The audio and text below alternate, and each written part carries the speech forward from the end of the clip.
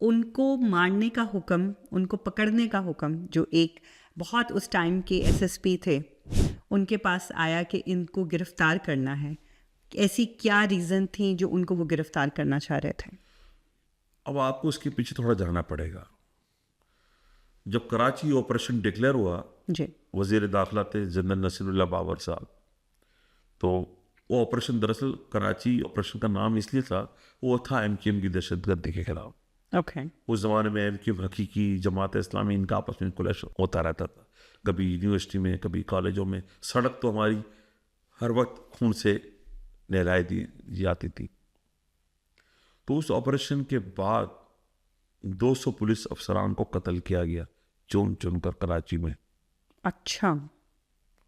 जिसमें बड़े बड़े नाम थे, जिशान काजमी, बहादुर अली, तौफीक, जिशा, बहुत सारे लोग। खालिद रांझा, जो बड़े बड़े नाम थे। जी।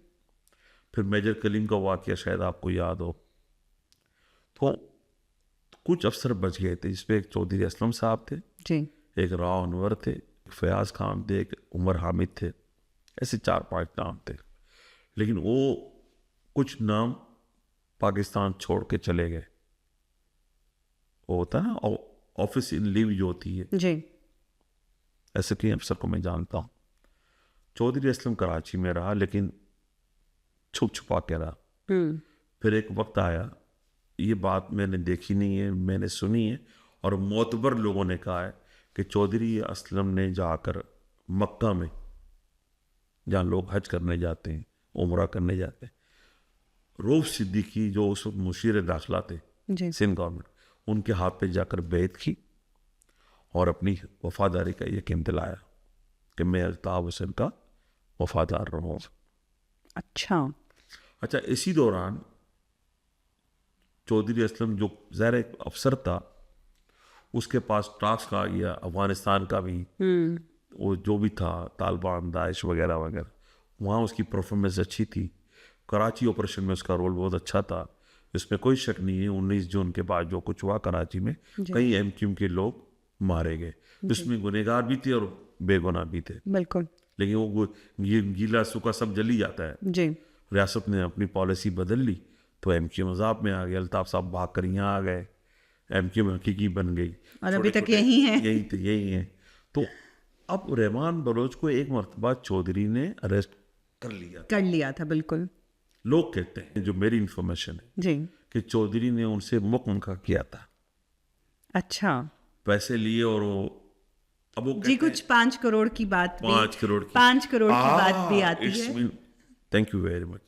लेकिन मेरे सुनने में, या मेरी जो एक रिसर्च थी उसमें ये था कि असलम साहब जो हैं वो घर चले गए थे, और जब वो सुबह आए तो उनके जो सबॉर्डिनेट्स थे, they got the money and they said कि वो भाग गए हैं।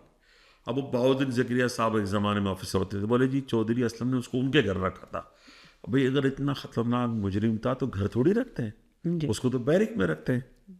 तो यू थिंक, मतलब बड़ी लॉजिकल बात है ना, जी। कि आप कोई किसको बेवकूफ़ बना रहे हैं।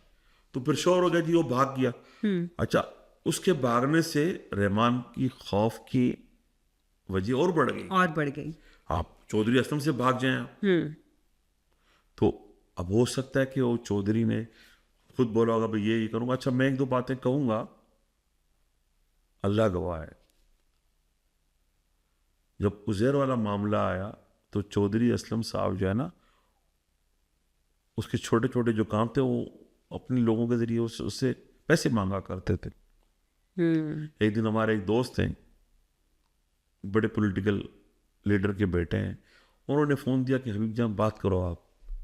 अच्छा, मेरे में भी थोड़ा मैं मोहताद रहता हूँ, तो मैंने कहा यार कौन है? बोलते दोस्त है यार, बात करो। मैंने कोई दोस्त का नाम भी तो, बोले चौधरी साहब है। अच्छा, तो आपकी खुद से बात हुई भी उनसे? नहीं, मेरी बात नहीं। अच्छा। तो मैंने कहा यार मलिक, मैंने चौधरी से क्या बात करनी है, he is not a reliable guy. और लोग कहते हैं कि पुलिस वाले की दोस्ती भी अच्छी नहीं और और दुश्मनी दुश्मनी भी भी अच्छी अच्छी नहीं। नहीं। तो बुजुर्गों ने जो बातें कही है ना, तो जी। आई रिफ्यूज्ड। ज़ाहिर है वो चौधरी साहब ने सुना होगा। फिर एक दो मरतबा और मौके आए, अफसर टू अफसर, पुलिस में बहुत अच्छे लोग भी हैं। जी। तो मैंने उस अफसर से कहा कि मैं चौधरी साहब से बात नहीं करूँगा, जी इसलिए कि वो दोस्तों का दोस्त नहीं है, तुम मुझे माफ़ी रखो। जी